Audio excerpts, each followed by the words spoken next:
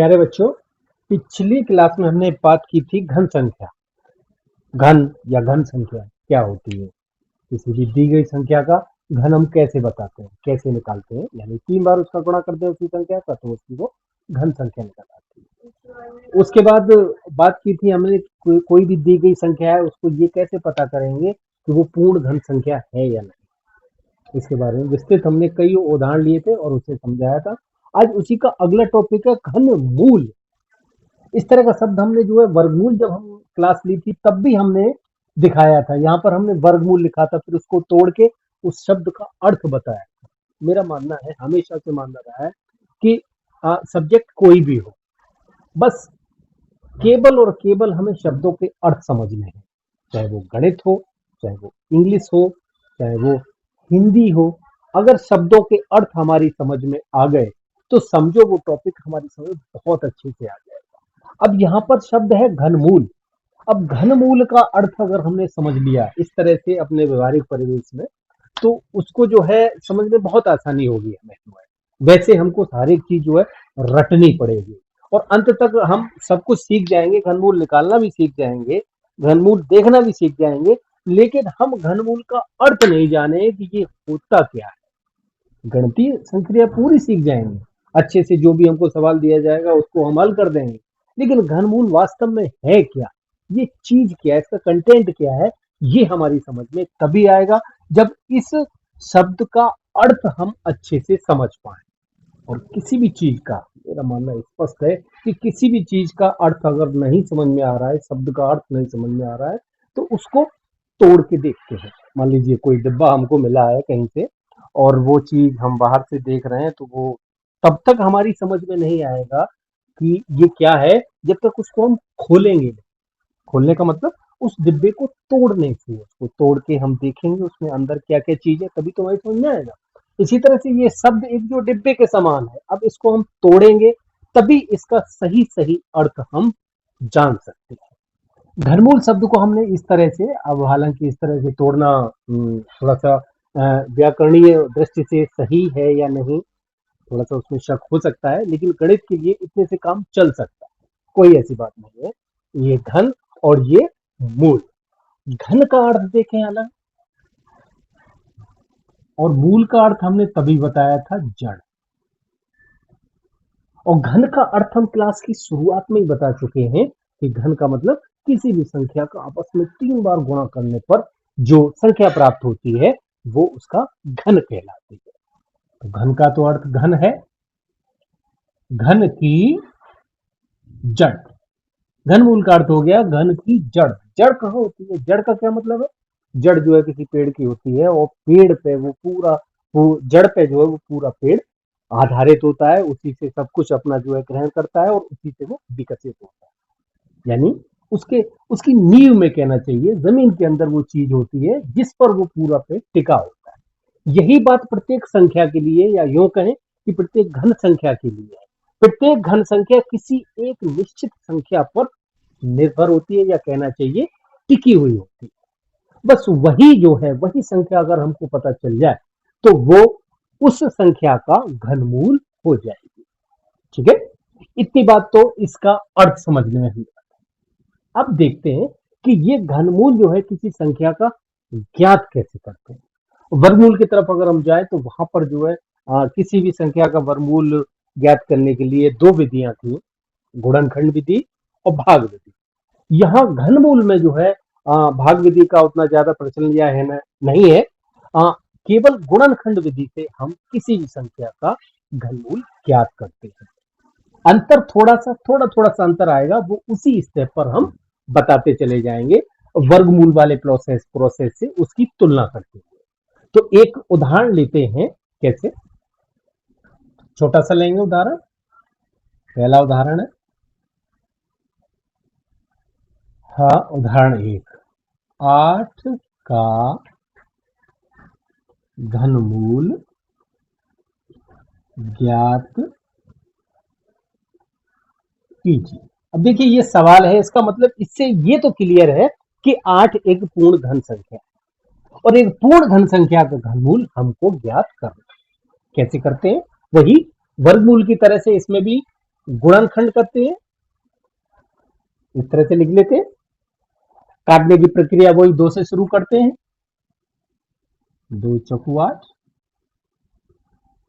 2 दूनी 4, 2।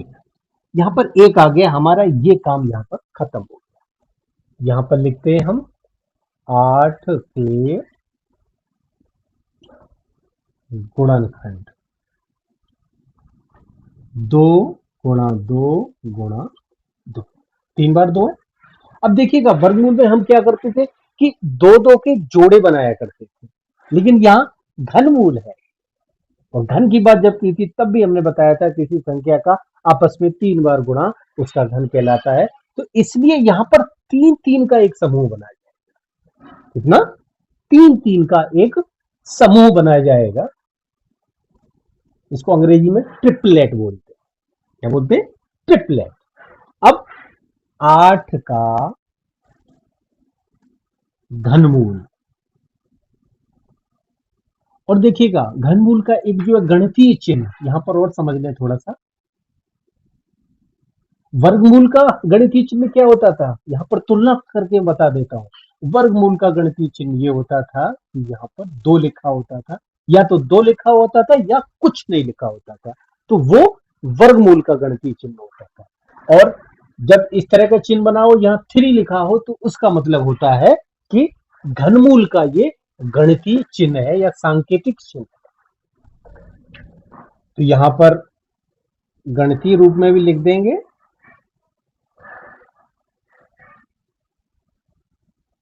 8 बराबर। अब देखिएगा 3 का ये समूह जो बनाया था, समान संख्याओं के 3 डिजिट का, 3 का एक समूह है, इसमें से एक संख्या उठा लेंगे और वही उस दी गई संख्या का घनमूल हो जाएगा। तो 8 का घनमूल कितना हो गया? 2। इसका मतलब 8 जो एक घन संख्या है उसकी जड़ या उसका मूल कितना हुआ? 2। यही जो है घनमूल का कॉन्सेप्ट। एक और उदाहरण लेते हैं,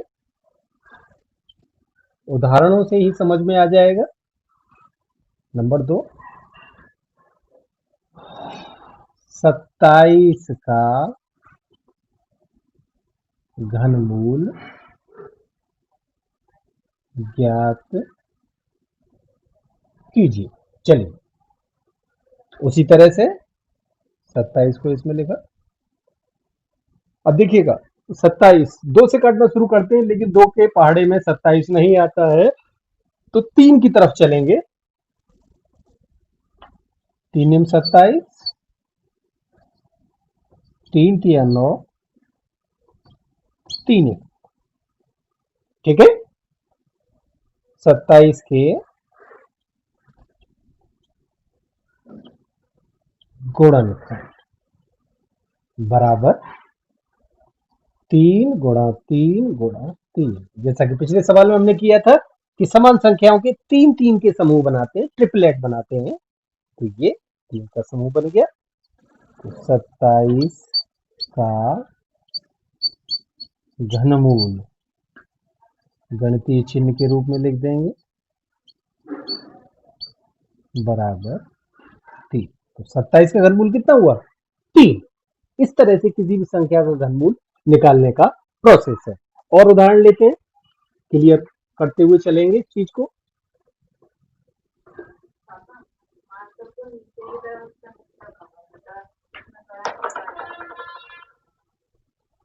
उदाहरण 3,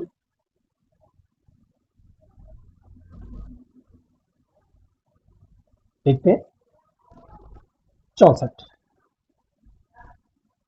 64 का घनमूल ज्ञात कीजिए। ठीक है, चलिए देखते हैं 64।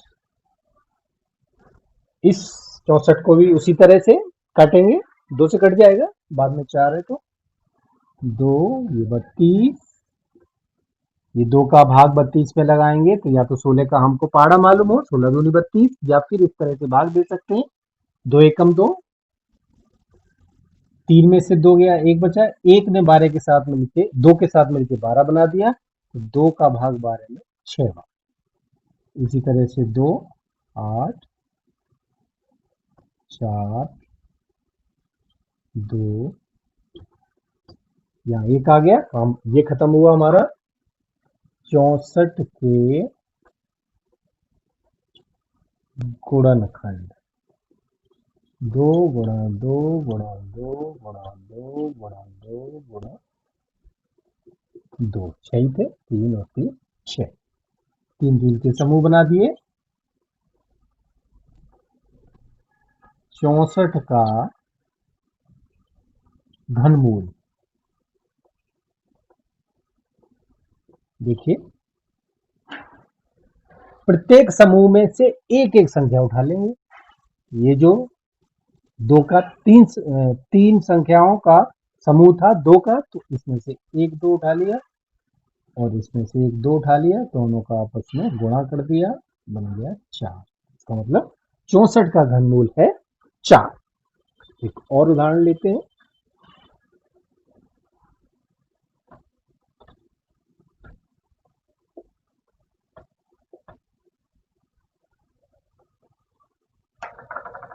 थोड़ा सा बढ़ा लेते हैं, 512। चलिए इसी तरह से क्रम से हम बढ़ते जाएंगे बड़े की तरफ। 2 से काटना शुरू करते हैं। 2 एकम 2, 2 पंजे 10 और 2 6 12। हाँ, 2 दूनी 4 हो गए, ठीक। 2 एकम 2, 2 दूनी 4, 2 अच्छे 16। फिर 2, 2 छिंग 12, 2 चौको 8। फिर 2 लिया हमने, 32 हो गया। फिर 2 लिया हमने, 16 हो गया। फिर 2 से 8, फिर 2 से 4, फिर 2 से 2 और फिर लास्ट में 2 से कट के ये 1 आ जाएगा। इस तरह से हमारा 512 के गुणनखंड कितनी बार 2 हैं? 3 3 6 और 3 9। 1 2 3 4 5 6 7 8 9। 3 3 के समूह बना दें, ट्रिपलेट बना दें और प्रत्येक ट्रिपलेट में से एक एक संख्या उठा लें।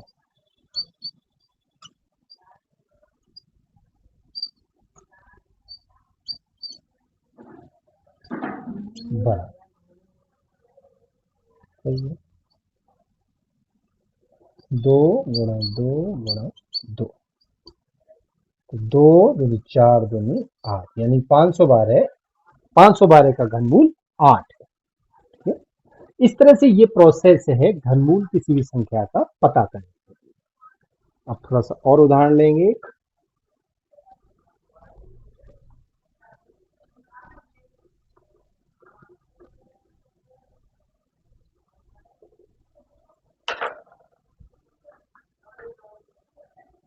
3375, सॉरी, एग्जाम्पल ये हो गया था कितना,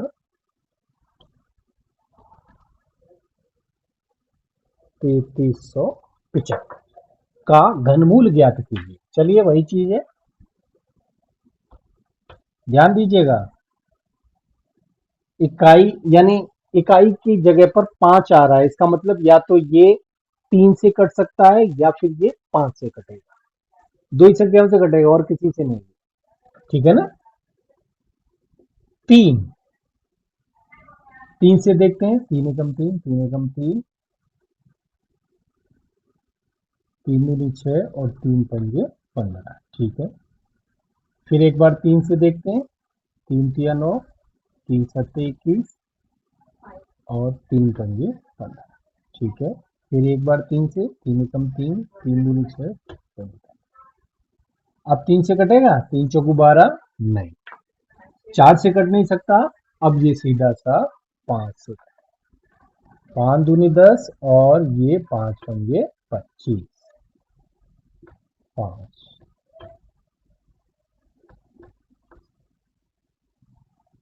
ठीक है, तो 3375 के गुणनखंड बराबर 3 बार 3 है और 3 बार हमारे लिए 5। समूह 3 3 के ट्रिपलेट बना देंगे। 3375 का घनमूल ऐसे करके लिखेंगे।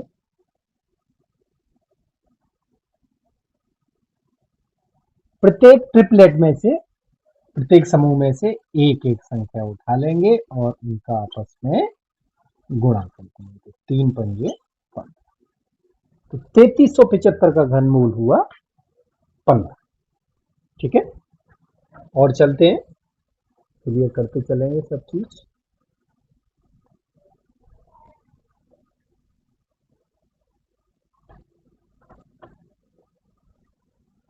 उदाहरण से ही पूरा प्रोसेस हमारे दिमाग में आता चला जाएगा।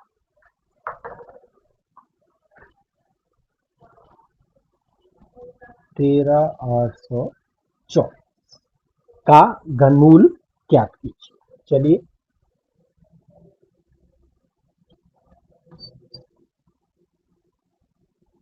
2 से कट पाएगा, यस, बाद में 4 है, कटेगा। 2 6 12, 2 9 18, 2 एकम 2, 2 2 4। फिर 2 से कट जाएगा, 2 3 6, 2 चौकू 8, 2 पंजे 10 और 2 6 12। फिर 2 से कट जाएगा, 2 एकम 2, 2 सत्ते 14, 2 दूनी 4 और 2 अट्ठे 16। फिर 2 से कट जाएगा, 2 अट्ठे 16, 2 छः 12, 2 चौको 8। फिर 2 से कट जाएगा, 2 चौको 8, 2 ती 6, 2 दूनी 4।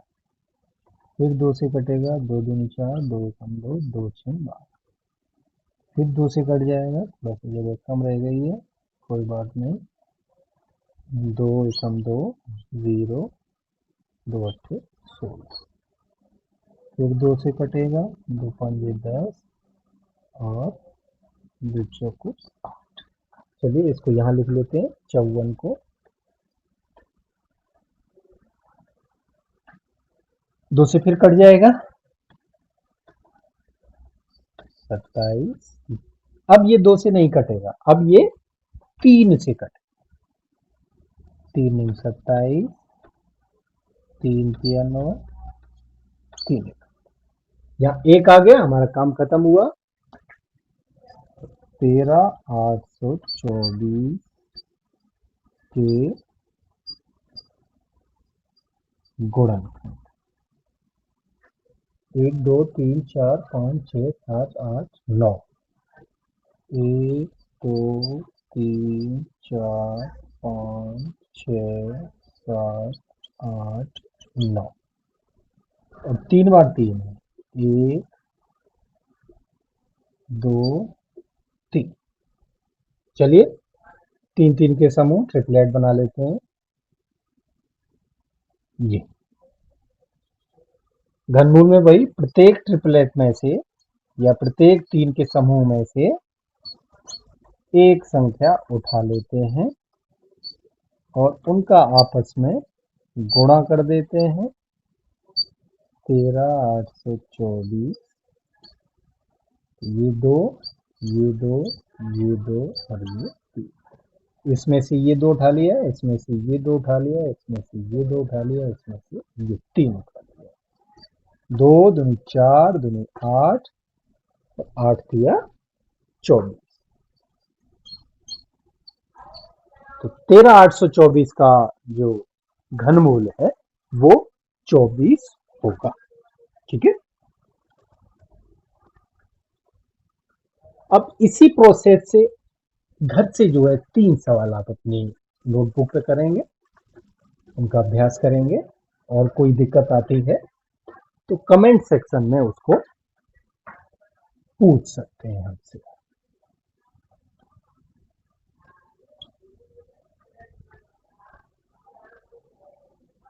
8।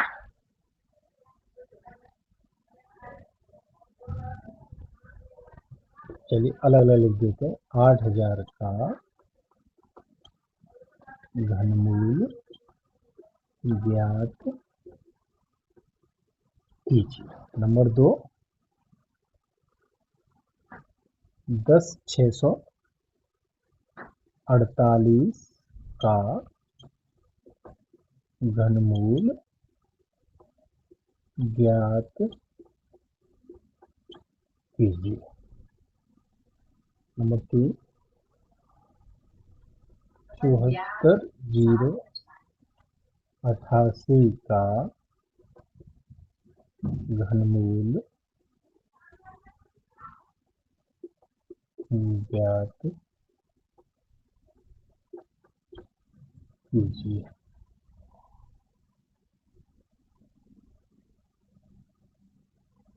ठीक, ये 3 सवाल अपनी नोटबुक पे करेंगे। अगर कोई दिक्कत आती हो कमेंट सेक्शन में जरूर पूछें, और कोई अगर आपकी क्वेरी हो, आपका कोई क्वेश्चन हो तो उसको भी आप पूछ सकते हैं। और अंत में वही बात कि अगर वीडियो पसंद आ रहा हो, आपको इस तरह से लग रहा हो कि आपकी समझ में कुछ ऐसी चीज आ रही है जो इसमें कुछ नहीं है, हालांकि चीजें सब वही पुरानी है, लेकिन अपना अपना तरीका होता है किसी भी चीज को व्यक्त करने का। अगर वो चीज आपकी समझ में आ रही है तो उसको लाइक और सब्सक्राइब इस वीडियो को जरूर कर दें। बहुत बहुत धन्यवाद।